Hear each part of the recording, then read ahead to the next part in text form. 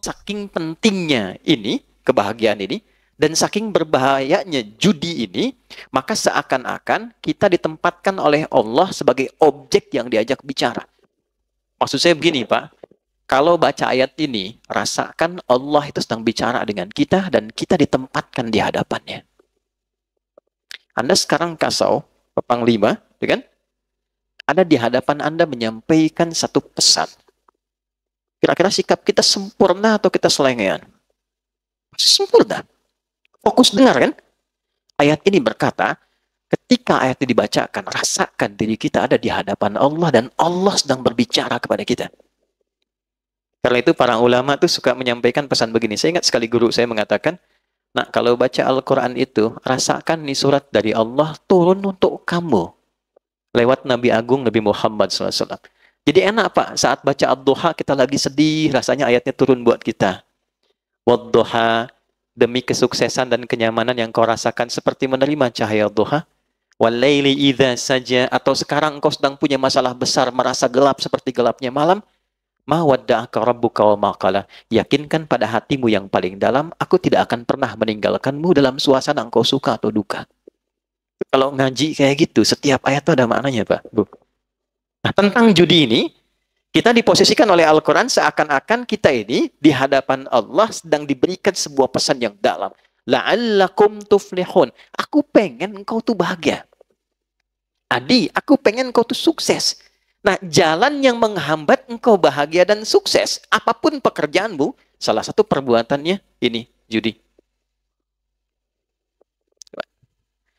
Tapi yang jadi masalah, yang saya highlight, bukan kata tuflihunnya.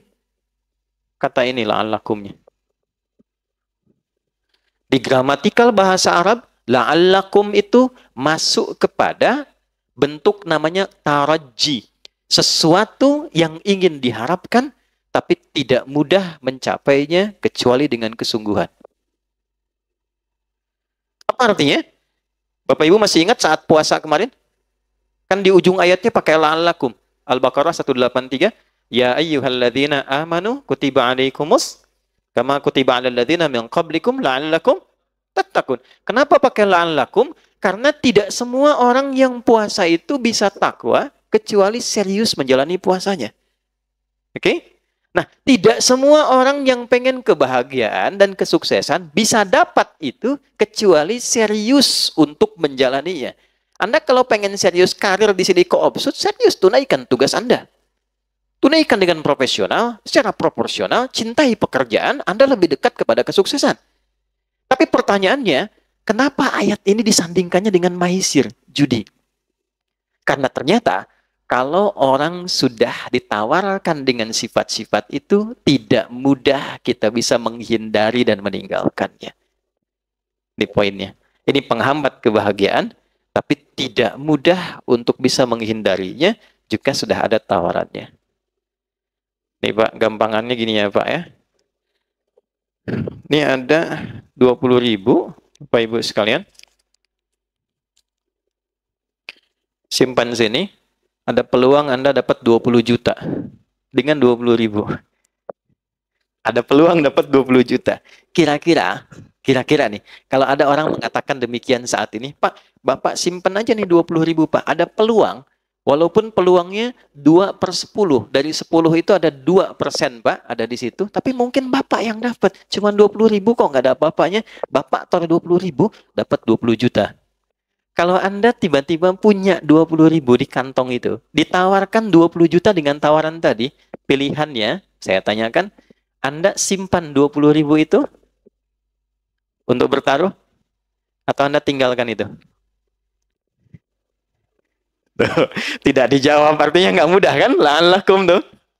Karena nggak mudah, Pak. Nah, judi itu sifatnya begitu. Dan itu dimanfaatkan betul dalam konteks sekarang. Karena sifat manusia apa? Kecenderungan manusia ketika dominan nafsunya, dia melihat mana yang paling banyak kuantitasnya. Dia nggak lihat kualitas. Jadi di nafsu manusia itu ada kecenderungan yang mendapatkan banyak. Contoh gampang nih, ini ada prasmanan misalnya ini. Bapak pengen makan banyak atau sedikit? Umumnya banyak. Kan? Kalau gajian pengen banyak atau sedikit? Pasti banyak. Kalau bonus pengen banyak atau sedikit? Banyak. Lalu di hadapan Anda ada yang mengatakan, taruh 10.000, Anda berpeluang dapat 100 juta. Aktiflah sinyal pengen banyak itu. Itulah yang dimaksud la'allakum. Gak mudah tuh mengatasi ujian demikian. Dulu masih manual. Masih offline. Semua datang, kamu punya apa? Ini, punya apa ini? Saking terkuasainya ketika aktif nafsu ini, kaunya tertekan, maka semua yang dominan itu penguasaan nafsu. Dan sifat nafsu tidak ada yang baik. Dulu saking dominannya, Bu, yang dipertaruhkan sampai istrinya, yang dipertaruhkan sampai anaknya, yang dipertaruhkan bahkan sampai kedua orang tuanya. Sekarang yang dipertaruhkan, tabungan anaknya. Yang dipertaruhkan, tabungan istrinya. Nggak tanggung-tanggung, yang dipertaruhkan tabungan rekan-rekan seperjuangannya. Kebayang? Kenapa? Karena aktif bagian sinyal tadi. Itulah yang disebut maisir. Kelihatannya gampang dapat, tapi ada tipuan dan kotoran di dalamnya. Maksud Quran itu apa? Ini extraordinary crime. Jangan coba-coba masuk ke wilayah ini, ya, karena konsekuensi dari ini semua, ini mencakup semua ya. Mau pemainnya, player, mau bandarnya, ya, mau semua yang terlibat di dalamnya. Pokoknya kalau sudah masuk ke wilayah ini, satu, unsur kebahagiaan itu akan mulai berkurang sampai ke titik hilang. Bahagia itu sama dengan tenang. Tenang lawannya apa? Gelisah. Jadi orang yang judi, hal pertama yang dia dapatkan dalam hatinya, kegelisahan. Kalau nggak percaya, silahkan cek orang-orang yang masuk ke lingkup judi, kemudian edik di dalamnya, dan dia mulai kena yang pertama gelisah, lalu masuk mempertaruhkan yang ada, perhatikan karirnya bagaimana. Itu yang kemarin, 800 sekian juta. Lihat dampaknya kepada karirnya. Selesai. Pengabdiannya tidak dilihat. Pertaruhan nyawanya sebagai abdi negara. Selesai semua, Pak. Dia berhenti dalam keadaan tidak terhormat dan melekat status pada dirinya sepanjang hidup seorang penjudi. Judi yang dulu offline, sekarang masuk online. Nah, ini Pak, di situasi kita sekarang. Nabi sudah wanti-wanti 15 abad yang lalu. Terjadi percepatan digital, waktu semakin cepat, dan kejahatan polanya berpindah. Dulu polanya offline, sekarang online. Masuknya ke wilayah-wilayah yang selalu membersamai kita. Handphone kita kan sering online. Ya kan? Orang sekarang sudah nggak penting handsome, Bu. Yang penting handphone. Bangun tidur kan sudah buka status. Oke? Sholat baru salam sudah buka status. Nah sekarang dari semua yang dibuka itu sudah masuk ke dalam situ semua unsur-unsur ini. Ini sulit dikendalikan. Tahun 2007, ini perempuan juga di Amerika. Ada seorang perempuan, dia menganalisis. Melihat setiap negara dengan bonus demografi tinggi. Kan? Dan tapi saking cerdasnya orang ini, cuma kecerdasannya ditempatkan pada sisi yang negatif. Saking cerdasnya, dia melihat negara yang di tempat itu judi tidak menjadi legal. Nggak dilegalkan, nggak dilokalisasi. Singapura, legal. Ada lokalisasinya. Oke? Macau jangan ditanya. Amerika punya Las Vegas. Malaysia punya Genting. Kan? Semua lokalisasi. Saya tanya, di Indonesia legal nggak? Hah? Tidak kan? Ilegal kan? Hukum positifnya kan nggak ada memperbolehkan. Jelas kalau pasal 303, ya kan? Hukumannya jelas dari 8 tahun sampai 10 tahun, kan?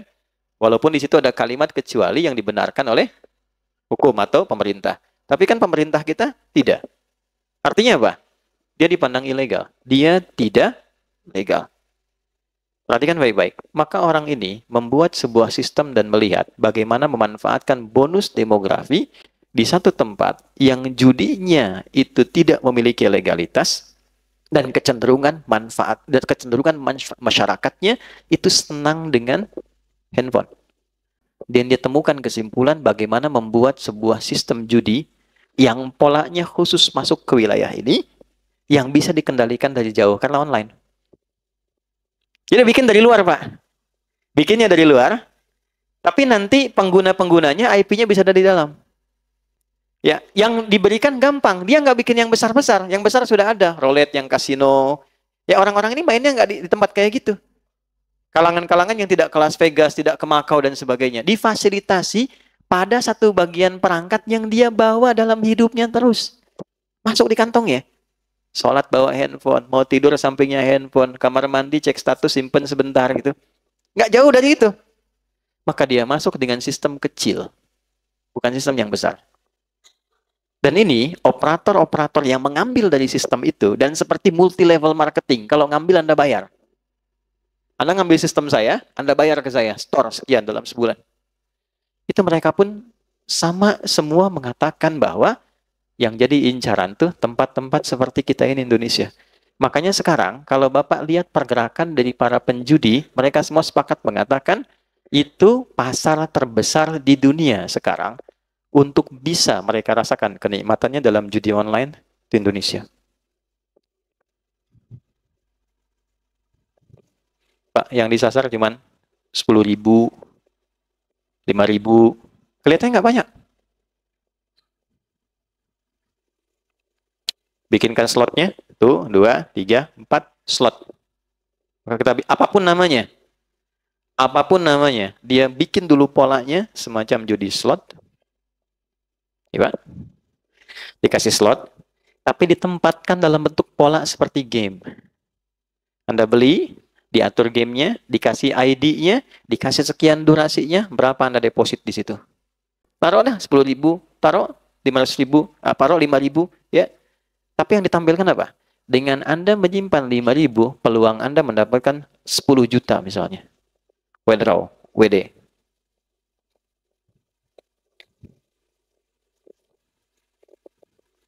Pak, 5.000 itu berapa persen sih Pak dari pendapatan? Anda dapat 5 juta, keluar 5.000, berapa persen? Cuma 1% kan? Dianggapnya biasa kan Pak ya? Biasa tuh maksud saya sedikit kan? Gampang kan? Gampang keluarin. Maisir, gampang. Maisir yang dianggap ringan, receh.